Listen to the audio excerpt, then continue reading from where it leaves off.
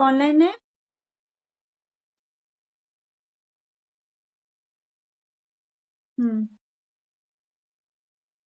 ठीक है।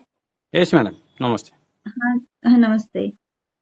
तो कैमरा ऑन कर लेंगे हम सभी अपना अपना।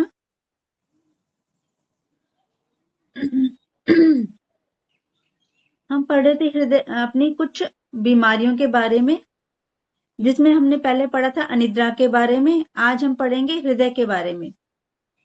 हृदय संबंधी जो बीमारियां होती हैं, श्वसन रोग जैसे कि दीर्घकालिक अवरोधक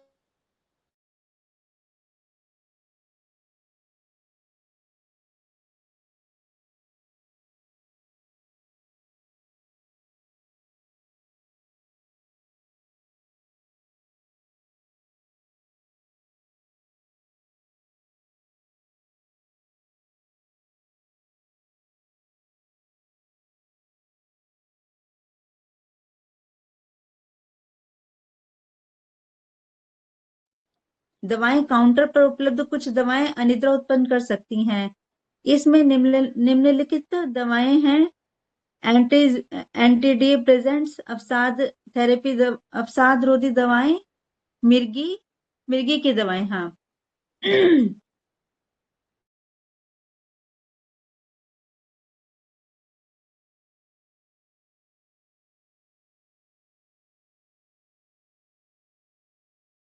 हैं कौन कौन सी होती है वो, जैसे कि अस्थमा, खांसी होना, खांसी ज्यादा खांसी होना, और ज्यादा खांसी होना श्वास फूलने से हमें अस्थमा जैसी बीमारी हो जाती है। ये अस्थमा कैसे होता है? इससे तंत्रिका रोग, तंत्रिका तंत्र हमारा प्रभावित होता है, कि जो हमारी नलियां हैं, जिससे हमारी जो श्वास नली है वो हमारी श्रिंक होनी शुरू हो जाती है। उसके अंदर बैक्टीरियल इन्फेक्शन हो जाते हैं, जिसके कारण सांस लेने में दिक्कत होती है। और हमारा जो हृदय होता है, हमारे जो लंग्स होते हैं, वो बार बार ऑक्सीजन को खींचते हैं, जिससे कि हमें खांसी आती है। और हार्मोनल समस्याएं, जैसे कि अति सक्रिय थायराइड, जब हमारे हार्मोन इनबैलेंस होते हैं, कम या ज्यादा होते हैं, तो थायराइड जैसी समस्याएं होती हैं। थायराइड क्या है? हार्मोनल बीमारी है। हमारे हार्मोन्स जो होते हैं वो ऊपर नीचे होते हैं। कभी बहुत ज्यादा इनका बहुत ज्यादा सेक्रेट हो जाते हैं, तो हमारी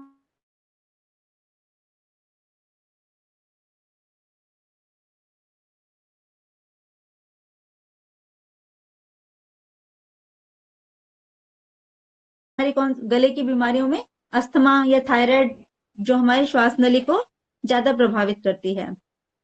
जो मैडम, अस्थमा क्या है? हाँ जी, अस्थमा, अस्थमा के अस्थमा बारे में थोड़ा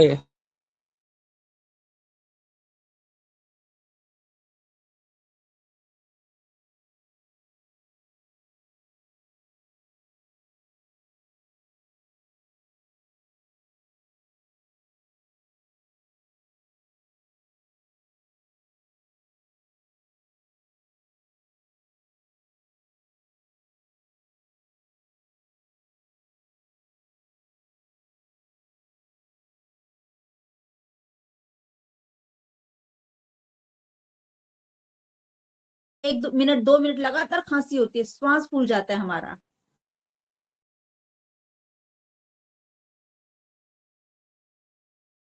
कई बार इतना भयंकर होता है ये कि पेशेंट की डेथ भी हो जाती है। इसलिए खांसी को, हल्का फुल्के खांसी को नजरअंदाज नहीं करना चाहिए, उपचार करना चाहिए। ये नहीं कि जरा सी खांसी हम दवाएं लेने बैठ जाएं, ऐसा भी नहीं है। खांसी होती है तो खांसी पहले तो देखो कि किसी चीज से एलर्जी तो नहीं है, क्योंकि ज्यादातर खांसी होती है एलर्जी से हो जाती है। आसपास धूल मिट्टी होना, या कई बच्चों को या कई लोगों को जरा सी धूल से भी खांसी हो जाती है। तो वो खांसी होती है तो पहले देखो कि खांसी किस कारण से होती है, फिर उस कारण को दूर करो। अपने आप समझो खांसी किस, कुछ खट्टी चीजें खाने से, कोई चीज ऐसी खाने से भी खांसी हो जाती है जो हमारे शरीर को प्रभावित करती है। वो हम नहीं खाते, जैसे हम कहते हैं कि हमें ये वाला खाने से हमें एलर्जी है। कई बार ज्यादा गर्म गर्म खाने से भी एलर्जी होती है कुछ लोगों को, कुछ लोगों को ठंडा खाने से भी एलर्जी होती है। तो अस्थमा जो होता है, खांसी का एक विकृत रूप है, वो अस्थमा बन जाता है।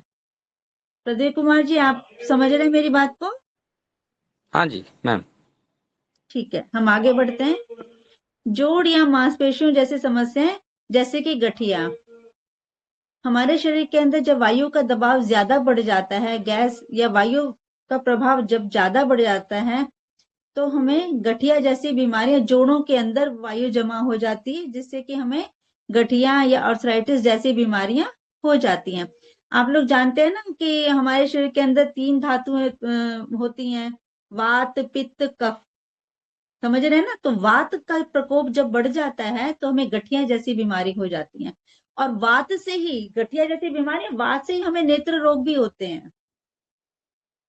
जो ये मोतियाबिंद और ये सब, ये चश्मा लगना, आंखें को कमजोर होना, ये कोई ऐसे नहीं कि हमारा कोई कोई कहता है विटामिन ए की कमी है, विटामिन ए, ये सब चीजें बाद में आती है कि कोई भी एक प्रकृति हमारी बढ़ जाती है। बात जिन लोगों को कई बार ज्यादा बढ़ जाता है तो उसका प्रभाव आंखों पर भी पड़ता है। आप सोचेंगे तो बड़ी अजीब सी बात है, डॉक्टर्स कहते हैं विटामिन ए की कमी हो गई इसलिए आंखें कम हो गई हैं, या ब्लड में रेड सेल्स कम हो गई इसलिए आंखें कमजोर हो गई। ये बाद में होता है, लेकिन ये सब चीजें कब प्रभावित होती हैं? जब हमारा वात रोग बढ़ जाता है, वात कुपित होता है, तब हमारे शरीर के अंदर WBC सेल्स कम हो जाते हैं, रेड सेल्स कम हो जाते हैं, और हमारी आंखों पर भी इसका प्रभाव पड़ जाता है, बालों पर भी, बाल भी झड़ने शुरू हो जाते हैं, दांत भी, हमारे दांतों पर भी इसका प्रभाव पड़ता है। सबसे पहले ये चीजें प्रभावित होती हैं, वात कुपित होता है जब। ठीक है। ज्यादा कैफीन वाली चीजें जैसे चाय कॉफी, जो लोग बहुत ज्यादा पीते हैं उनको भी अनिद्रा जैसी बीमारी हो जाती है। या देर रात तक चाय कॉफी पीना, उत्तेजक पेय पदार्थ होते हैं, चाय कॉफी में कैफीन होता है, इनको ज्यादा पीने से हमारे नींद के पैटर्न को ये भी प्रभावित करता है। कुछ लोग होता है ना, रात को खाना खा लिया, बैठे हैं, चलो थोड़ा चाय पी लेते हैं, 1-2 बार तो उन्होंने शौक में भी, लेकिन तीसरी चौथी बार वो हैबिट सी बन जाती है, नहीं कुछ नहीं चलो चाय पीते हैं। हम घर में भी बैठे होते हैं, थोड़ी देर बैठे रहते हैं, 2-4, अरे चलो चाय पीते हैं। तो ये चाय पीना भी नुकसान करता है, ज्यादा चाय कॉफी से दूरी बना के रखनी चाहिए। नेक्स्ट है हमारा उच्च रक्तचाप, हाई बीपी। आप लोग हाई बीपी, उक्त रक्तचाप के लिए दवाएं जैसे कि beta blockers, hormone replacement therapy, gas steroid, anti inflammatory दवा, NSAIDs, कुछ दवाएं जिनका उपयोग अस्थमा के उपचार के लिए किया जाता है जैसे कि सैल्बुटामोल, सेल्मिटर या थियोडिफेन। ये हाई बीपी की दवाएं वगैरह के बारे में बताया है। मिर्गी और हाई बीपी, ये भी हमारी नींद से संबंधित बीमारियां हैं, अनिद्रा से संबंधित बीमारी हैं। जिन लोगों की नींद पूरी ठीक से नहीं होते हैं उन्हें हाई बीपी और मानसिक विकार जैसे कुछ आ जाता है तो उन्हें मिर्गी जैसी बीमारियां हो जाती हैं। हाई बीपी को आप लोग कॉमन समझ रहे हैं या इसको डिस्क्राइब करूं? मैम थोड़ा डिस्क्राइब कीजिए। हाँ, हाई बीपी हमारा कब होता है? जब हमें नींद नहीं आती। और नींद क्यों नहीं आती? जब हमें कोई तनाव होता है, हमें कोई चिंता होती है, या हमारा लाइफस्टाइल ऐसा होता है। ये हाई बीपी, ये हाई बीपी और ये शुगर वगैरह, डायबिटिक जैसी बीमारियां हमारी लाइफस्टाइल डिजीज बीमारियां हैं। देर तक सोना, देर तक जागना, टाइम पे ना खाना, और हमारी आंतों में जो मल सड़ जाता है उसके कारण जो हमें परेशानियां होती है, हमारी जो गट हेल्थ है वो हमारी खराब होती है, उसके कारण हमें सबसे पहले बीमारियां होती हैं थायराइड, उसके बाद हाई बीपी। ज्यादा तनाव के कारण किसी बात को लेकर हम बहुत ज्यादा चिंतित हैं, हमारा कोई गोल है वो हम अचीव नहीं कर पाए। मान लो हम कोई ऐसे मैडम जॉब, गॉड हेल्थ क्या है? हाँ मैडम जी, गॉड हेल्थ के बारे में गट कुछ कहिए। हेल्थ, हाँ, गट क्या, हमारी बड़ी आंत, gut health means gut to brain. जो हमारी बड़ी आंत का संबंध है वो सीधा हमारे ब्रेन के साथ है। हमारी नेचुरोपैथी में एक कहावत मशहूर है, आंत भारी माथ भारी। अर्थात जिसकी आंत भारी होती है उसका दिमाग भी भारी होता है, मतलब भारी में टेंशन में होता है। जब हमारी गट है, गट समझ रहे हैं ना, हमारी बड़ी आंत, हमारी आंतों से है, छोटी आंत बड़ी आंत, और इसमें भी बड़ी आंत का मुख्य रोल है, क्योंकि हमारा खाया पिया जो भी हम लोग खाते हैं वो विसर्जित तो लास्ट में जाके बड़ी आंत के द्वारा ही विसर्जित होता है। लेकिन जब हमारा मल वहां पे जाके चिपक जाता है, वो हमारा ठीक से क्लियर नहीं होता, तो उसके तरह तरह के उसके अंदर बैक्टीरियाज बनने शुरू हो जाते हैं, दूषित मल, अनेक प्रकार के रोगों का जन्म वहां पे होना शुरू हो जाता है। और वो सारी चीजें हमारे जो भी हमारी बीमारियां बनती हैं हमारी गट के थ्रू, वो सीधा जाके हमें लीवर, किडनीज और धीरे धीरे हार्ट्स और उसके बाद दिमाग तक जाके हमें बीमार बनाती हैं। कुछ समय तक तो हमारे जो ऑर्गन्स है, लीवर है, किडनी से स्ट्रगल करते हैं, उन बीमारियों से लड़ते हैं, लेकिन धीरे धीरे अगर हम उस पर ध्यान नहीं देते तो उनकी वो बहुत ज्यादा थकने के कारण लीवर की बीमारी, फैटी लीवर, किडनी की बीमारियां शुरू हो जाती है, किडनी में स्वेलिंग आना, क्रिएटिनिन बढ़ना, इस तरह की बीमारी होती है। तो इसलिए गट का, हमारी बड़ी आंत का स्वच्छ होना बहुत जरूरी है। लोग पहले क्या क्या करते थे अपने घरों में, मतलब उनका रूटीन रहता था सुबह जल्दी उठना, उठ के फिर अपना बहुत ज्यादा काम करना, जो भी अपने घर का होता काम खुद करना, उसके बाद दोपहर तक खाना, दोपहर का भोजन, और शाम को 6-7 बजे तक खाना खा लेते थे। अपना आप लोग अपने जो दादा नानी वाला देखेंगे तो उन लोगों का इस तरह का रूटीन था। तब सुनते थे कोई ऐसी बीमारियां कि इनको शुगर हो गया, इनको हाई बीपी हो गया, इस तरह की कोई बीमारियां नहीं हुआ करती थी। कोई एक आधे को रेयर, अमीरों वाली बीमारियां कहते थे इनको, कि जो बहुत ज्यादा पैसे वाले होते थे उनको ये बीमारियां होती थी, हाई बीपी की, शुगर की। अब तो बच्चों बच्चों को ये बीमारी हो रही है। क्यों? क्योंकि उनका लाइफ स्टाइल खराब हो चुका है। बहुत देर तक सोना, बहुत देर रात तक जागना, और खाने पीने का ठीक से डाइजेशन ना होना, अपने खाने पीने में ऐसी चीजों का समावेश करना जो हमें जल्दी से नहीं पचती। तो खाना कैसा होना चाहिए हमारा, जो हमें जल्दी से डाइजेस्ट हो जाए। कभी आप गूगल पे सर्च करना, अभी क्लास के बाद पढ़ के देखना, गट टू हेल्थ, बहुत अच्छा इसको आपको मैटर मिल जाएगा कि हमारी बड़ी आंत का स्वच्छ रहना हमारे शरीर के लिए, संपूर्ण शरीर के लिए, हमारे पूरे स्वास्थ्य के लिए बहुत जरूरी है। अगर हमारा शरीर स्वस्थ है, हमारा मन भी स्वस्थ है, हमारा मस्तिष्क भी स्वस्थ है, और हमारी और सामाजिक आर्थिक, फिर हमारे सोचने समझने की दिशा भी हमारी स्वच्छ होती चली जाएगी, सकारात्मक, टेंशन नहीं रहेगी किसी तरह की, भाई हाँ सकारात्मक सोच रहेगी। क्योंकि मन जब प्रफुल्लित होता है, हमारा मन जब ठीक होता है, शरीर ठीक होता है, तो हम सोचते हैं अरे आज तो बड़ी एनर्जी है, हम फटाफट फटाफट काम करते हैं। लेकिन जब हमारा शरीर निस्तेज होता है, हमारा कुछ खाया पिया ऐसा होता है जिसके कारण हमारा शरीर निस्तेज हो जाता है, तो हमें खुद को बड़ा थका हुआ सा महसूस करते हैं। पता नहीं क्या हुआ, आज हमने कुछ ऐसा खाया भी नहीं, कल हमने जरूर खाया था, आज तो कुछ ऐसा खाया भी नहीं, और लेकिन फिर भी बड़ा आलस आ रहा है, देर थोड़ा सो के उठते हैं देर से, फिर भी थका हुआ सा लगता है। तो इसका क्या मतलब है? अर्थात हमारे गट जो है, हमारी जो बड़ी आंत है या हमारा जो पेट है, वो ठीक से साफ नहीं हुआ है। सभी रोगों का जो केंद्र है वो हमारा स्टमक है। पेट के अंदर जब दूषित मल इकट्ठा हो जाता है, इसी से भांति भांति के अनेक प्रकार के, सभी प्रकार के रोग यहीं से, अंदरूनी रोग जो होते हैं वो यहीं से निकलते हैं। देखते हैं कि जब नेचुरोपैथी, आपको समझ आ रहा है गट हेल्थ के बारे में प्रदीप कुमार यस। जी? Yes clear ma'am. है? हाँ। हम नेचुरोपैथी में सबसे पहले क्या करते हैं, हम किसी को जब ट्रीटमेंट देते हैं तो एनीमा दिया जाता है। क्यों? इससे क्या होता है कि हमारा पेट साफ होता है। हमारी 30% बीमारियां जब पेट साफ होता है उससे हमारी निकल जाती हैं। धीरे धीरे हमारे खान पान में संतुलन रख के हम बाकी की बीमारियों को हील करते हैं। Is that clear? Yes ma'am. हाँ जी। अगला है प्रबंधन। संज्ञानात्मक और व्यवहार उपचार। संज्ञानात्मक व्यवहार उपचार सीबीटी का उद्देश्य अनिद्रा में योगदान देने वाले असहायक विचारों और व्यवहारों में बदलाव करना है। यदि कोई व्यक्ति 4 सप्ताह से अधिक समय तक नींद न आने की समस्या से पीड़ित है तो उसके लिए सामान्यतः सीबीटी की सिफारिश की जाती है, जो कि इसमें शामिल है उत्तेजना नियंत्रण थेरेपी, स्टिमुलल कंट्रोल थेरेपी, जिसका उद्देश्य नींद के साथ बेडरूम में सहयोग और सुगंधित नींद जागने के पैटर्न को स्थापित करने में मदद करना है।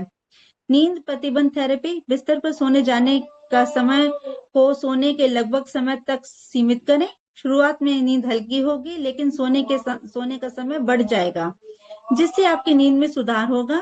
विश्राम प्रशिक्षण, इसका उद्देश्य तनाव कम करना या हस्तक्षेप करने वाले विचारों को कम करना है, जो कि नींद में बाधा उत्पन्न करते हैं। विरोधाभास विचार, जागते रहने और सोते रहने के किसी भी विचार से बचने की कोशिश करें। इसका उपयोग केवल तभी होता है जब किसी को परेशानी हो रही है लेकिन नींद बनाए रखने में नहीं होता। सीबीटी क्या है? सीबीटी है, हाँ, क्या है इसका? सीबीटी का उद्देश्य एक थेरेपी है जिसका नाम है सीबीटी, अर्थात कॉग्निटिव बिहेवियरल थेरेपी, अर्थात जो हमें सोने जागने के, जिसे हमें अनिद्रा की बीमारी होती है उसके कारणों का पता लगाना, उन्हें दूर करना। अनिद्रा किन कारणों से होती है? कि हमें ज्यादा तनाव होता है या कोई एक बात की परेशानी होती है, तो उस तनाव को दूर करना, मरीज से बात करना और उसके उसके तनाव के विषय में बात करना, उसे काउंसलिंग देना, धीरे धीरे उसकी समस्या का समाधान उसी से खोजने को कहना। कोई व्यक्ति किसी की दूसरे की समस्या का समाधान नहीं कर सकता, वो सिर्फ सुझाव दे सकता है। अपनी क्षमताओं के विषय में, अपने कार्य क्षेत्र के बारे में जितना हम जानते हैं उतना दूसरा कोई नहीं जानता।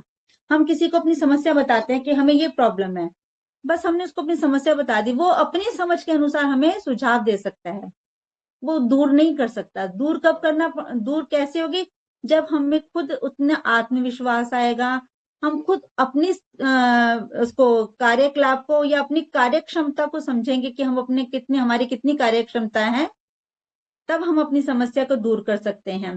तो सीबीटी थेरेपी के द्वारा उस समस्या के विषय में बात करना, व्यक्ति के तनाव को दूर करने की कोशिश करना और उनको सोने की जगह पर कुछ अच्छा सा, लोगों के लिए, कई लोग होते हैं वो म्यूजिक सुनना पसंद करते हैं, तो कुछ हल्का सा म्यूजिक लगा देना या उसके माहौल को थोड़ा हल्की लाइट कर देना, इस तरह की थेरेपी देना सीबीटी कहलाता है। ठीक है। नींद प्रतिबंध थेरेपी, बिस्तर पर सोने जाने के समय को हाँ, जब सोने जाने का समय होता है उसको निश्चित करना कि आप इतने बजे तक बिस्तर पे जाएंगे और आप इसके अलावा कोई काम नहीं करना, बिस्तर पर जाके सोना है, लेटना है या फिर थोड़ी देर मेडिटेशन करना है। मेडिटेशन करना भी सीबीटी के अंतर्गत आता है, जिससे कि हम अनिद्रा की बीमारी को दूर करने में हेल्प ले सकते हैं। विश्राम प्रशिक्षण, इसका उद्देश्य तनाव कम करना या हाँ, विश्राम, बहुत ज्यादा काम करने से हम थक जाते हैं कई बार, लेकिन हमें लगता है कि नहीं, हम आज का ये वाला काम पूरा कर लें, उसके बाद हम आराम करेंगे। पर होता क्या, वो काम पूरा करने की धुन में हमारा आराम नहीं हो पाता, इतनी देर में हमारे अगले काम का समय हो जाता है, तो विश्राम नहीं कर पाते, इस कारण भी शरीर हमारा बहुत ज्यादा थक जाता है, लेकिन नींद नहीं आती। ज्यादा थकान के कारण भी कई बार नींद नहीं आती, तो इसलिए काम के बीच में थोड़ा थोड़ा खुद को आराम देना भी जरूरी है। विरोधाभास विचार, जब हम सोते हैं तो हमें बिस्तर पर, जब हम खाली बैठते हैं तो हमें अनेक प्रकार के विचार घेरते हैं, हमें अच्छे और बुरे दोनों तरह के विचार घेरते हैं। तो अपनी सोचों पर नियंत्रण लगाना, अच्छा सोचना और हो सके तो सोने से पहले कुछ देर मेडिटेशन करना, चाहे बिस्तर पे लेटे लेटे ही करें, कुछ देर मेडिटेशन करना। नेक्स्ट है कुछ आम बीमारियां जिनमें आता है बुखार। बुखार तो आप सभी जानते हैं कि बुखार आता है। बुखार क्यों आता है, कोई बताएगा हमें? हमने क्लास के शुरू में पढ़ा था, बताया भी था कि रोग क्यों होते हैं और बुखार क्यों आता है।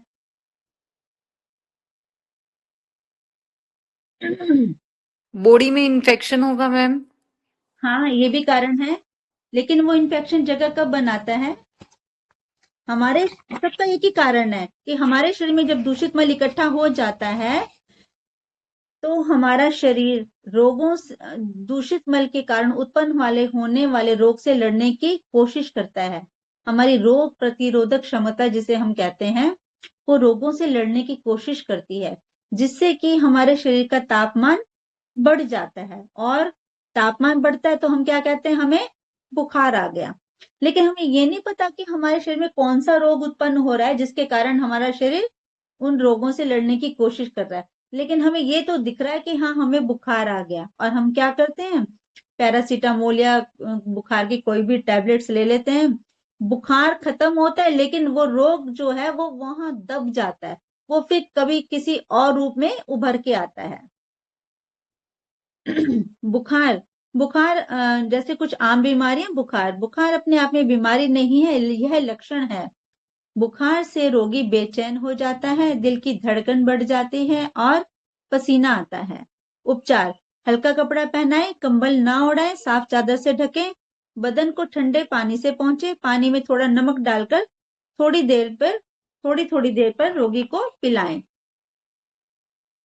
जब ज्यादा बुखार होता है, वैसे तो डॉक्टर लोग क्या करते हैं, दवाई देते हैं, लेकिन जब हमारा बुखार 104 तक पहुंच जाता है, 3 तक पहुंच जाता है, तो वो ऑटोमेटिकली कहते हैं कि अब ठंडे पानी की पट्टी रखो। ठंडे पानी की पट्टी रखना क्या है? नेचुरोपैथी। समझ रहे हैं आप बात को?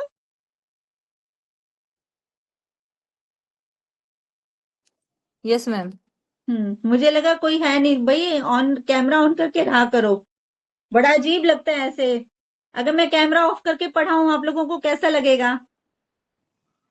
Yes ma'am. हाँ, तो बुखार क्यों आता है, ये कारण आपने समझा, मैंने अभी बताया। और जब बुखार आता है, तेज बुखार हो जाता है, तो डॉक्टर भी दवा देना एक टाइम पर बंद कर देते हैं और हमें क्या कहते हैं, ठंडे पानी की पट्टी रखो। जबकि हमारी नेचुरोपैथी तो कहती है कि एक बार ठंडा गर्म, हॉट एंड कोल्ड थेरेपी के बारे में आप लोग जानते हैं। चलिए हम आगे पढ़ेंगे इस विषय पर। तेज बुखार होता है तो हमारा बदन गर्म होता है, तो हम लोग क्या करते हैं, ठंडे पानी की पट्टियां अपने माथे पर रखते हैं, गले पे रखते हैं, और कुछ विशेष रोगों में गले और पेट पर भी रखी जाती है ठंडे पानी की पट्टी, जिससे कि हमारा बुखार नॉर्मल हो जाता है। और क्या करते हैं, रोगी को पानी में थोड़ा नमक डाल के थोड़ी थोड़ी देर में पिलाएं, जिससे कि उसको डाइजेशन की प्रॉब्लम ना हो। सिर दर्द और अर्धकपारी लक्षण: कुछ लोगों में सिरदर्द जल्दी जल्दी होता है, इससे दिमागी तनाव हो जाता है। यह कोई गंभीर बीमारी का कारण भी हो सकता है। सबसे जरूरी यह जानना है कि किस प्रकार के सिरदर्द है। किस तरह का सिरदर्द: दबाव देने वाला, धीमा, ज्यादा देर तक रहने वाला, या दोनों तरफ, या एक तरफ, आगे की तरफ या पीछे की तरफ। कितनी देर रहता है: कुछ मिनट, कुछ घंटे या कुछ दिन। दिन में कब अधिक सिरदर्द होता है: सुबह, दोपहर या शाम को। क्या करने से सिर दर्द: तनाव से, पढ़ाई करने से, या सिर झुकाकर बैठने से होता है। कब हालात बेकाबू हो जाते हैं: खाने के बाद या शराब पीने के बाद। कब राहत मिलती है: आराम करने से या दवा लेने से। अब सिर दर्द के बारे में बता रहे हैं। सिर दर्द कब होता है, सिर दर्द के लक्षण क्या है? सिर दर्द और अर्धकपारी मतलब जब हमारे आधे कपाल में या आधे सर में दर्द होता है, उसे अर्धकपारी कहते हैं। इसके लक्षण क्या हैं? कुछ लोगों के सर में दर्द जल्दी जल्दी होता है, जिसका सबसे मुख्य कारण क्या होता है?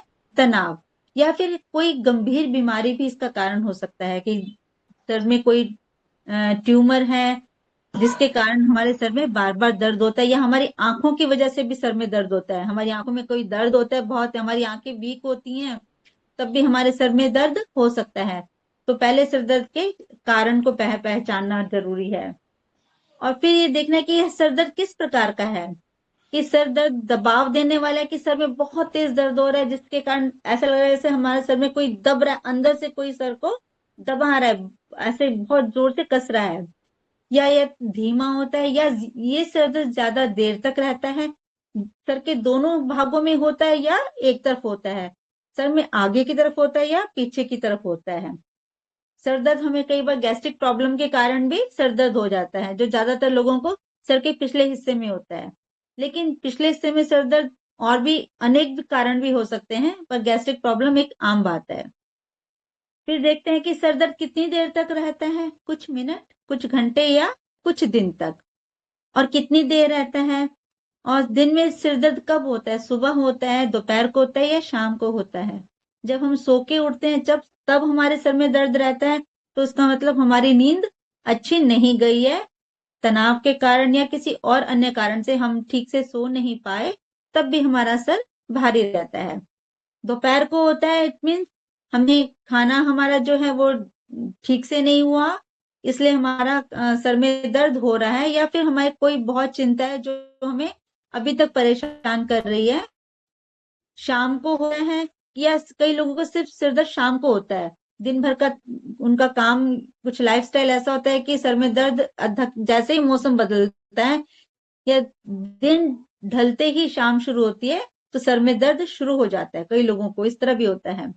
ये क्या कब हालात बेकाबू हो जाते हैं? खाने के बाद या शराब पीने के बाद। सर में दर्द कब बढ़ जाता है? जब हम खाना खाते हैं तब सर में दर्द बढ़ जाता है, या फिर जो लोग ड्रिंक करते हैं उनमें सर दर्द कब होता है?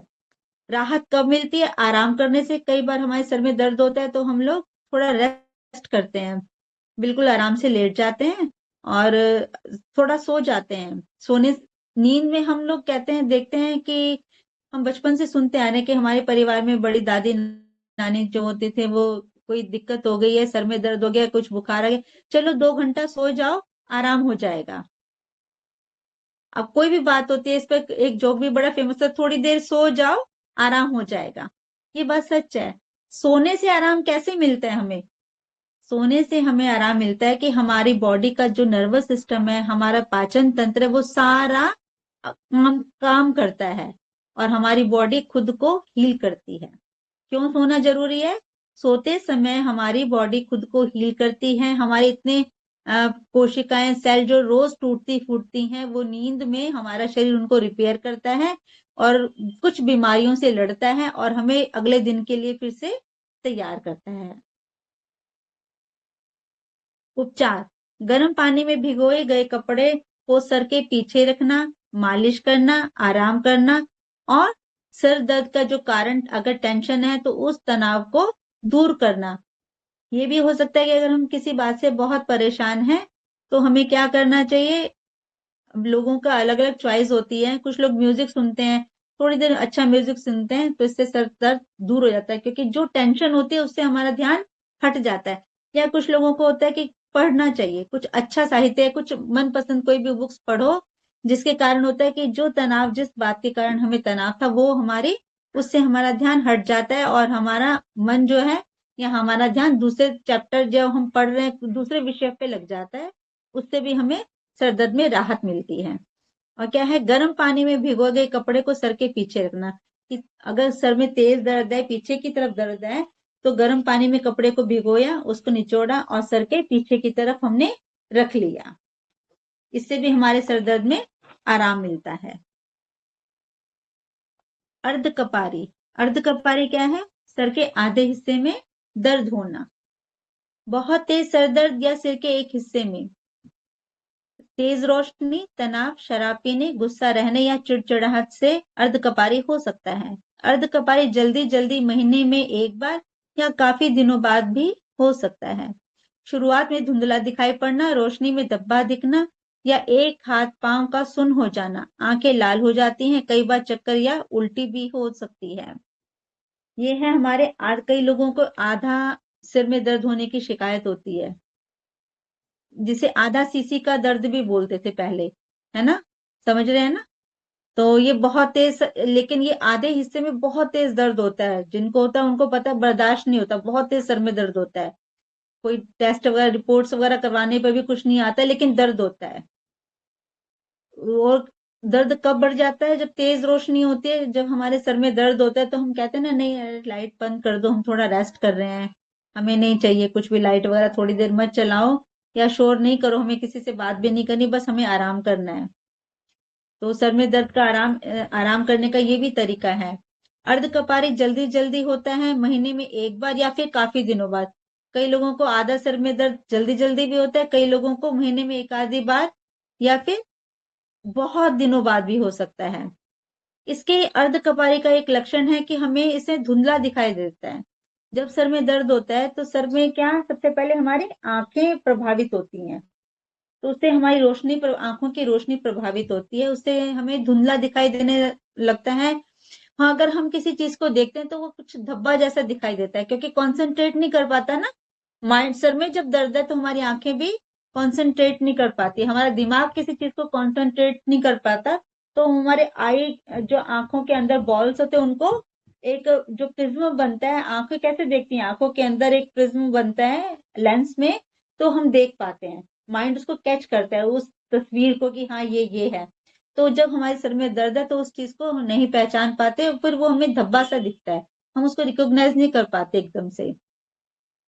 उसके बाद कहते हैं हमारी आंखें लाल हो जाती हैं, अब सर में दर्द है, आंखें लाल हो जाती है, भाई आंखों का क्या संबंध है? आंखों का सीधा संबंध है हमारे सर दर्द से।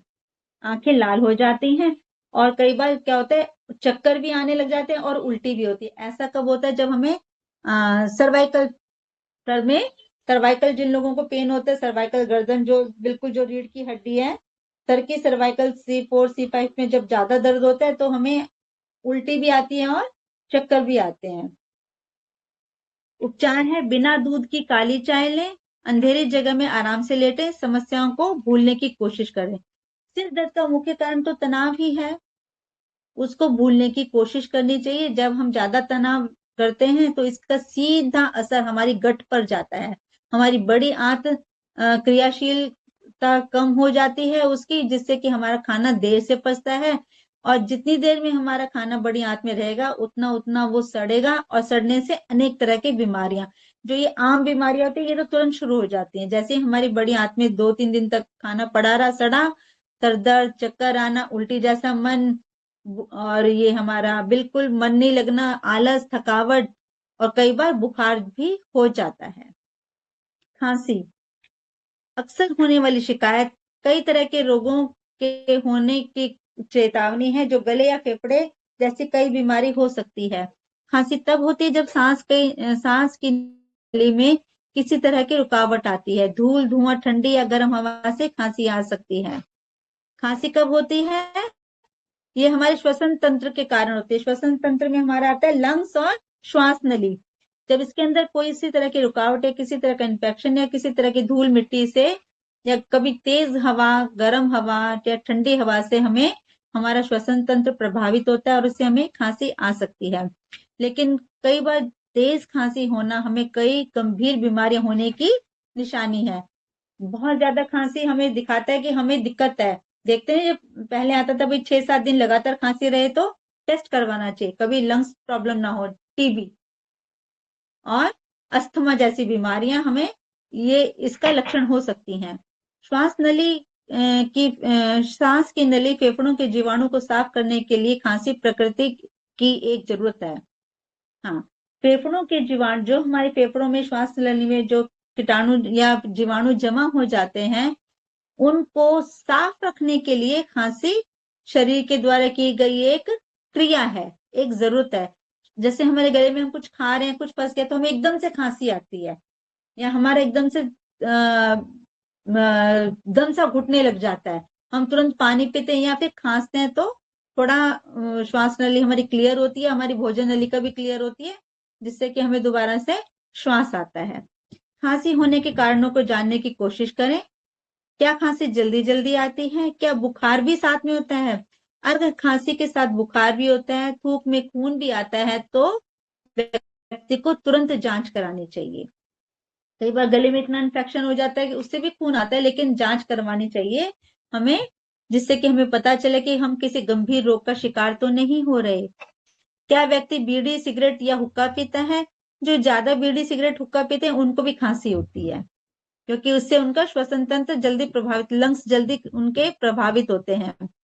किस तरह की खांसी किस रोग की तरफ इशारा करती है? सूखी खांसी जिसमें बलगम नहीं निकलता, फ्लू, खसरा, फेफड़ों में कीड़े, लंग्स के अंदर इन्फेक्शन, जिसमें लंग्स में कीड़े होना, मतलब इन्फेक्शन होना, उससे सूखी खांसी भी होती है। और बलगम वाली खांसी, निमोनिया और ब्रोंकाइटिस। जब हमें बलगम वाली खांसी होती है तो उसका अर्थ क्या है कि हमारे फेफड़ों में कफ जमा हो गया है और जिससे हमें निमोनिया हो जाता है।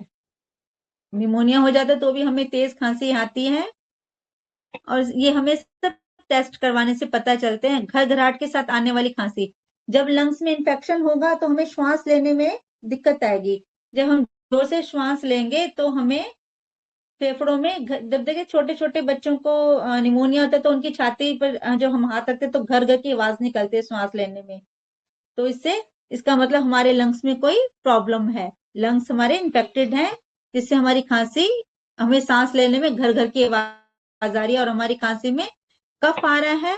दमा, काली खांसी, गला घोटू या दिल की कोई बीमारी। दमा मीन्स अस्थमा, तेज लगातार खांसी का आना, अस्थमा। काली खांसी, जो बहुत अजीब सी आवाज के साथ खांसी आती है, जब हम खांसते तो हमारे गले में बड़ी अजीब सी आवाज निकलती है, उसको कहते हैं काली खांसी। और जो हमारे गले में बहुत ज्यादा इन्फेक्शन होने के कारण आती है। थायराइड बढ़ जाना या गलों में टॉन्सिल्स होते हैं तब इस तरह की खांसी आती है। लगातार आने वाली खांसी, टीबी या दमा, खून, खांसी में खून आना, टीबी, निमोनिया या दिल की कोई बीमारी। हमें हार्ट में भी कोई इन्फेक्शन या हार्ट के अंदर भी जब ब्लॉकेज होती है तो भी हमें खांसी आती है। तो खांसी जो होती है वो हमारे पूरे श्वसन तंत्र को लंग्स तक के जितना भी ऊपर का श्वसन तंत्र है उसको प्रभावित करती है। उसमें क्या आता है, हमारा भोजन नली, हमारी श्वास नली, हमारी नासिका और हमारे लंग्स और हमारे फेफड़े श्वसन तंत्र के अंदर आते हैं। उपचार, थोड़ी थोड़ी देर के बाद पानी पिएं। खौलते पानी की भाप नाक की नली और मुंह में जाने दें। खौलते पानी में पुदीना या यूकलिप्टस का पत्ता डालने से राहत मिलती है।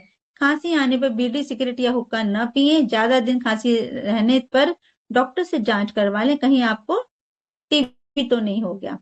इसका उपचार क्या है? स्टीम लेना। अब देखा था अभी कोरोना हो के टाइम पे सभी लोग ज्यादातर स्टीम ले रहे थे क्योंकि हमारे लंग्स ही उससे इन्फेक्टेड हो रहे थे। बचाव क्या है इसका? अच्छे से नींद लेना, सेहतमंद खाना, जो खाना हमें जल्दी से पच जाए वैसा खाना, या फिर किसी खांसने वाले व्यक्ति के पास बैठने पर नाक और मुंह पे अपना कपड़ा रखें। अगर हमें खांसी है, तुम देखा था जुकाम खांसी होता है तो हम अपने आप को ढक के रखते हैं। मास्क वगैरह लगाया था कोरोना के टाइम पे, सभी लोग मास्क लगाते थे। क्यों? क्योंकि इन्फेक्शन एक दूसरे से जल्दी से एक दूसरे के अंदर फैल जाता था। खांसी और जुकाम ऐसी ही बीमारियां हैं जो एक दूसरे से संपर्क में आने पर जल्दी से फैल जाती हैं। इतना सभी को क्लियर है? कुछ पूछना चाहते हैं इसमें से आप लोग? ठीक है, अगला है पेट का दर्द। जितना भी पढ़ा है वो सब क्लियर है? कोई सवाल जो आप लोग पूछना चाहते हो? पेट का दर्द लक्षण। पेट का दर्द आने वाले रोग की तरफ इशारा करता है, जैसे आंतों की समस्या, किडनी या लीवर की बीमारी। उपचार, ज्यादा दर्द हो तो डॉक्टर की राय ताकि सही कारण का पता लग सके। अभी हमने क्या पढ़ा था? अपने श्वसन तंत्र से रिलेटेड बीमारियों को पढ़ा था, जिसमें हमारा खांसी था। खांसी में हमारे लंग्स प्रभावित होते हैं, फेफड़े प्रभावित होते हैं और हमारी श्वास नली, श्वसन तंत्र प्रभावित होता है। अब है हमारा पेट दर्द, पेट से जुड़ने वाली सारी बीमारियां, जिसमें हमारी बड़ी आंत का स्वस्थ होना, खांसी में भी हमारी बड़ी आंत का स्वस्थ होना जरूरी है, क्योंकि जो हमारी बड़ी आंत स्वच्छ नहीं होती, साफ नहीं होती, उसके कारण जो गैस बनती है उससे हमारा श्वसन तंत्र प्रभावित होता है। पेट, अब क्या है उपचार है? ज्यादा दर्द हो तो डॉक्टर के पास जाएं। उल्टियां, बहुत से लोगों में खासकर बच्चों में पेट की गड़बड़ी के कारण उल्टी आती हैं। उल्टियां कुछ खास तरह की बीमारियों की तरफ इशारा करती हैं, जैसे आंत के रोग, पेट में जहर, मलेरिया, हेपेटाइटिस, टॉन्सिल्स का बढ़ना, मूत्र नली के रोग। उल्टियां कभी कभी खतरनाक हालत की तरफ इशारा करती हैं, तब डॉक्टर की सलाह जरूर लेनी चाहिए।